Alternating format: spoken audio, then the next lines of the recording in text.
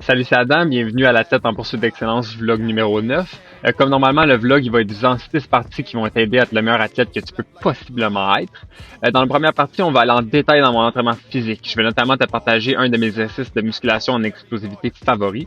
Ensuite de ça, on va parler de l'entraînement mental. Cette semaine, on va parler de la concentration. Après ça, on va aller à la vidéo de la semaine. On va parler de la victoire suite à une dure défaite avec Anthony Joshua. Ensuite, on va parler du livre de la semaine puis de l'album que j'ai le plus écouté sur le vélo. Je vais finir le vlog en répondant à tes questions. Donc, let's go, on commence ça tout de suite. Donc, pour l'entraînement physique cette semaine, l'objectif était d'ajouter un peu de volume et de faire principalement à l'extérieur. Question de ne pas trop hypothéquer la motivation, tout en m'assurant d'être en mesure de faire du travail spécifique en intervalle sur Zwift. Donc, j'ai commencé la semaine avec une ride de récupération d'environ 1h50 sur le fat bike. L'objectif ici, c'était de flusher les jambes puis d'en profiter pour bien respirer. Mardi, j'ai fait un entraînement de 3 heures sur Zwift, un workout qui avait comme objectif de premièrement créer de la fatigue musculaire, donc 3 fois 18 minutes où l'intensité augmentait progressivement. Le deuxième objectif de l'entraînement, c'était d'ajouter de la vitesse de jambe en plus de la fatigue musculaire qu'on avait buildé au début. Donc 8 fois 15 secondes à 650 watts, plus 4 fois 15 secondes séparées en 10 secondes assis, puis 5 secondes max sprint. L'objectif général ici, c'était de stimuler une course où le rythme il était soutenu, puis qu'à la fin, ça se mettait à attaquer. Mercredi, j'ai fait une super raid d'endurance sur le fat bike, donc un peu plus de 7 heures sur la neige, 76,5 km. Je veux dire une raid mémorable. On a seulement roulé sur la route genre 3 km. On est parti de Prévost, on est monté au parc des Falaises pour se rendre à Piémont. Ensuite, on a pris la Wizard jusqu'à Saint-Adèle. Ensuite, de là, on a monté la Mica jusqu'au Santa-Claire pour finir en haut du Loup-Garou. Pour moi, honnêtement, le fat bike, c'est une méthode parfaite pour être en mesure de garder le volume durant l'hiver sans m'ennuyer et en me challengeant d'une façon différente. Jeudi, j'ai fait un entraînement de sprint maximal, donc 8 fois 15 secondes all out. Qu'est-ce qui m'aide beaucoup pour me motiver dans des sprints courts comme ça, c'est de prendre un segment de sprint sur Zwift puis d'essayer de toujours aller le plus vite possible, de battre mon intervalle d'avant dans le fond. Vendredi, j'ai fait un autre ride d'endurance sur le fat bike. Cette fois-là, c'était un peu plus court, mais avec un rythme un peu plus élevé. Donc, l'objectif ici, c'était d'avoir des fréquences cardiaques entre 140 et 150 BPM. Comme normalement, j'ai fait 3 séances de musculation cette semaine, 2 séances de core, puis une séance d'explosivité. Suite à votre demande élevée, je vais t'expliquer une de mes exercices préférés de musculation d'explosivité. À partir de maintenant, dans chaque semaine, dans le fond, je vais vous en présenter un. Donc, cette semaine, l'exercice que j'ai choisi, ça consiste à sauter d'une plateforme et de retomber sur une jambe. Moi, la façon que j'aime le faire, c'est de me mettre sur une marche d'escalier, puis de sauter de là, dans le fond. Puis, en tout, je fais 5 répétitions pour chaque jambe. L'objectif, c'est quoi? C'est de vraiment s'assurer que l'atterrissage se fasse de façon le plus smooth et le plus stable possible. Cet exercice-là, selon moi, il est vraiment excellent pour travailler la stabilité, mais aussi l'explosivité. Puis en plus, contrairement à la plupart des exercices traditionnels du bas du corps, on travaille l'explosivité en rétraction plutôt qu'en extension. Donc pour revenir à l'entraînement cette semaine, ça se termine un peu abruptement parce que dimanche je suis tombé vraiment malade, donc j'ai pas pu m'entraîner. Donc overall, ça me donne quand même une semaine de 19h41 avec une charge d'entraînement de 667 TSS. Donc maintenant, allons à l'entraînement mental. Cette semaine, on va parler de la concentration. Donc, je vais te lire le texte, puis je t'encourage à suivre avec moi et à prendre des notes. Donc, concentration. Clarté. La définition de la concentration. Concentration, non. Le point principal ou central de quelque chose en particulier, de l'attention ou de l'intérêt. Source, dictionnaire Cambridge. Le focus est la capacité de mettre ton attention où, quand et pendant combien de temps tu le veux. Puissance. Le point de concentration façonne l'expérience. La liberté d'esprit vient avec la capacité de contrôler la concentration. Tu vis à ce quoi tu portes attention. L'endroit où tu te concentres façonne ton expérience.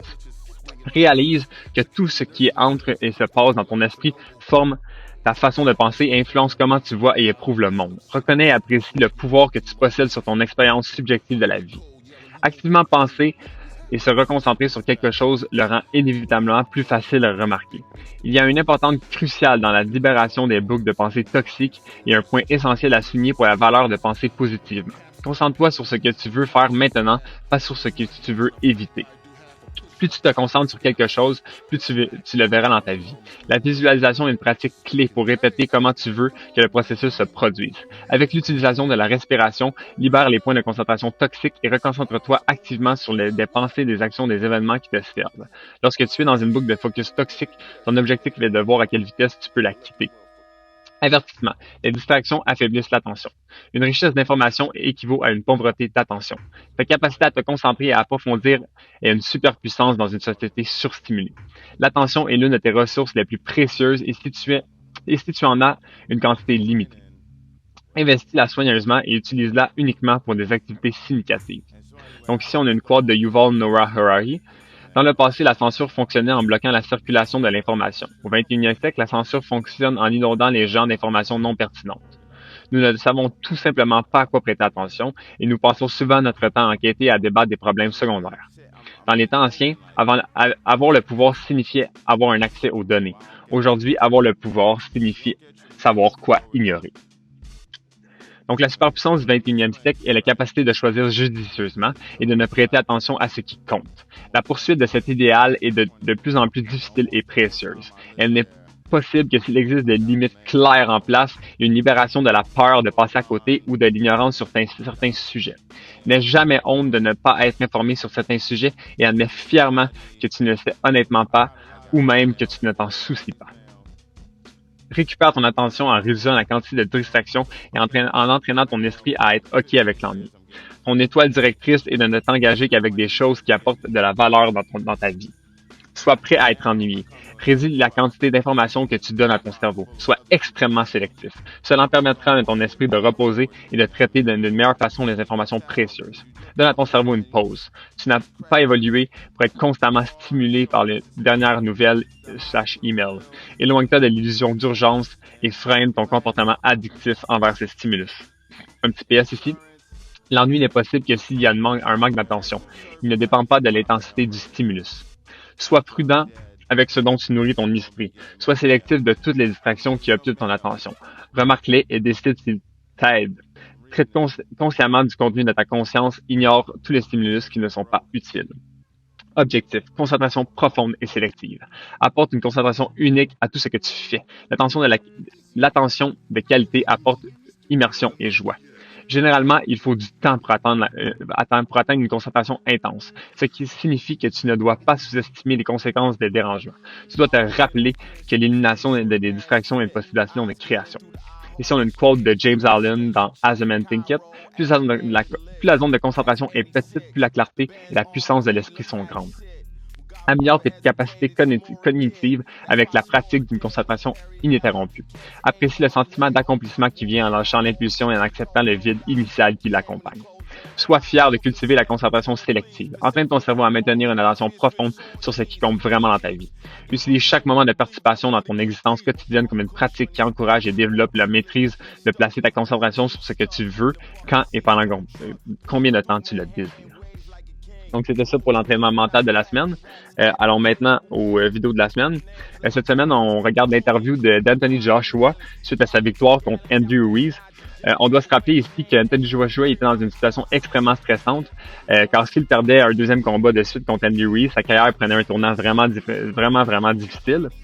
Sérieusement, je pense vraiment que c'est une écoute importante, car la rapidité avec laquelle nous pouvons nous relever après avoir été renversés, dans le fond, c'est un des attributs les plus cruciaux à l'athlète optimal. Parce que le surmonter, dans le fond, un échec, ben, ça doit être notre plus grande force en tant qu'athlète. Donc, je te joue la vidéo. As I said, one day when I release a book, I'll talk through my career. Listen, careers are all about experience. There's no losing, there's no winning. It's just about creating great memories in this game that we all love. I took my L and I bounced back. Anyone can do it. Life is a roller coaster. What do you want me to do? Give up? I hear certain man saying, "Oh, I should retire. Come on, man. We love this sport." Andy, are you ready to retire? Are you ready to retire? Exactly, he's a warrior. He wants to go again. Please respect us. This is what we love to do. I respect Andy. Who wants to see the third fight? So let's ask that question. It's 1-1. Let's talk about the future. Would you do it again? Without a doubt. Donc, juste, wow, laisse-moi te répéter en français ce que Anthony Joshua il vient de nous dire. Donc, je le cite. Les carrières sont avant tout une expérience. Il n'y a pas de défaite, il n'y a pas de victoire. Il s'agit simplement de créer de bons souvenirs dans ce jeu que nous aimons tous. J'ai pris ma défaite et j'ai rebondi. Tout le monde peut le faire. La vie est une montagne russe. Que voudriez-vous que je fasse? J'attends des hommes dire que je devrais prendre ma retraite. Je devrais prendre ma retraite. Allez, man. Nous aimons ce sport. Donc, tout simplement incroyable selon moi, les paroles de Joshua ici. Honnêtement, j'ai pas vraiment rien à ajouter sur ce qu'il vient de dire. Je veux dire, je vais sans aucun doute revenir à cette vidéo-là une fois que je vais avoir une défaite dans le futur. Je crois que c'est vraiment un bon vidéo. Un petit PS ici avant d'aller au livre de la semaine, c'est vraiment de nous rappeler qu'on doit changer notre façon de percevoir les échecs, puis reconnaître dans le fond que les deux seules façons de vraiment perdre, c'est d'abandonner ou d'ignorer les leçons que nous apprenons après suite à la défaite. On doit vraiment s'assurer que les échecs, dans le fond, on les voit comme des occasions d'apprentissage qui peuvent nous aider à comprendre, puis à comprendre aussi comment nous améliorer. Donc maintenant, le livre de la semaine, je l'ai ici. C'est The Art of Mindful Cyclist par Ben Irvine.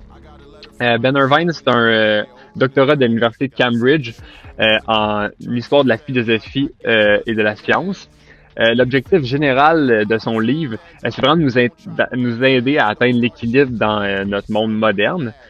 Honnêtement, ce livre-là, c'est vraiment une lecture qui est premièrement agréable, puis c'est vraiment intéressant. Je veux dire, les parallèles qui sont dressés par Ben Irvine de comment le vélo il peut nous aider à vivre comme Einstein, mais aussi de manière plus consciente, sont vraiment intelligents.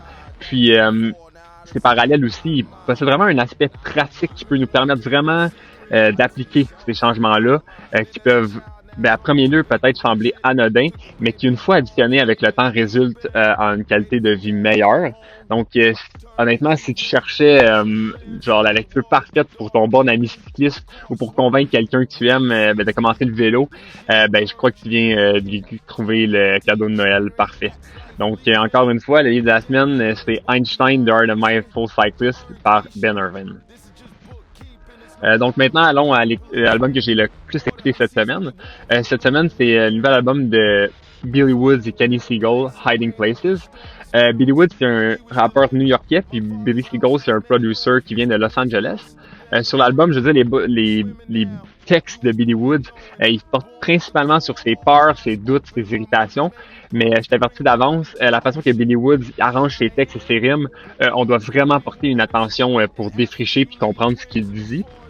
Les beats expérimentales et abstraits que Kenny Seagull il donne à Billy Woods pour rapper, je veux dire, il s'adonne genre parfaitement à son style de rap. Donc, pour moi, honnêtement, c'est sans aucun doute un des albums underground de rap préférés de l'année. Donc, je te propose fortement de l'écouter. Donc, finalement, allons aux questions de la semaine. La première question, c'est Evelyn Ward qui l'a pour moi, puis elle me demande « Quel livre me suggères-tu de lire pour m'aider à avancer vers l'excellence en mountain bike? » Je veux dire, tous les livres que j'ai pas mal présentés jusqu'ici dans mes vlogs, puis tous ceux que je vais présenter dans mes futurs vlogs, je crois sincèrement qu'il n'y a pas vraiment de réponse définitive à ta question. Ça dépend beaucoup vraiment de tes forces puis tes faiblesses en tant qu'athlète. Cela étant dit, si t'es vraiment intéressé à la psychologie sportive, mais que tu commences, je te proposerais vraiment de Champion's Mind de Jim Afrono. Selon moi, c'est vraiment une bonne place où commencer si tu commences à t'intéresser à la psychologie sportive. Mathis ici me demande pâte ou riz. Honnêtement, si on compare le riz blanc ou les pâtes blanches, si je me souviens bien, les éléments nutritifs sont sensiblement pareils. Je crois pourquoi que le riz a une meilleure réputation pour les cyclistes. Je pense vraiment que c'est à cause que les recettes de pâtes sont généralement plus grasses. C'est certain que, par exemple, si on regarde en détail les éléments nutritifs, il y a un peu moins de calories pour la même quantité dans le riz, mais les pâtes ont l'avantage d'avoir un peu plus de protéines. Je crois que la question devrait vraiment être est-ce que tu digères le gluten? Je veux dire, si ta réponse est oui, vas-y avec qu'est-ce que t'aimes mieux, mais si la réponse est non, c'est certain que t'es mieux de manger du riz. Ici, Xavier me demande comment fais-tu pour garder la motivation quand tu es dans une période difficile? OK, ça fait 2 fois qu'on l'a, donc on va revenir sur la motivation. Donc, c'est quoi l'équation de la motivation? Ben, la motivation, ça l'égale valeur fois espérance divisé par impulsivité fois délai.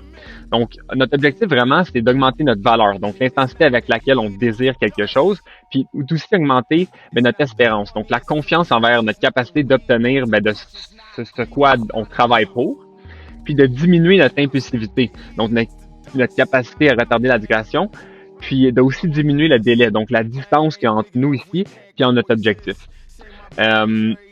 Donc, honnêtement, si tu veux peut-être une explication plus en détail, je t'invite à aller lire, comme la semaine passée, le texte que j'ai écrit sur la motivation sur ma page Facebook dans la section notes, ou à regarder le vlog 1, on parlait de la motivation dans le vlog 1. Atlas Sport Cycling me demande qu'est-ce qu'il y a dans le bol sur la photo juste ici. Si je me rappelle bien, il y avait une banane pilée, de l'avoine, du miel, des graines de lin, des graines de sésame, des petits fruits congelés, puis peut-être un peu de yogourt. Ouais, je pense que c'est pas mal ce qu'il y avait. Donc, c'est tout pour cette semaine. Merci beaucoup pour ton écoute. J'espère que tu as appris quelque chose qui va être utile dans ton développement.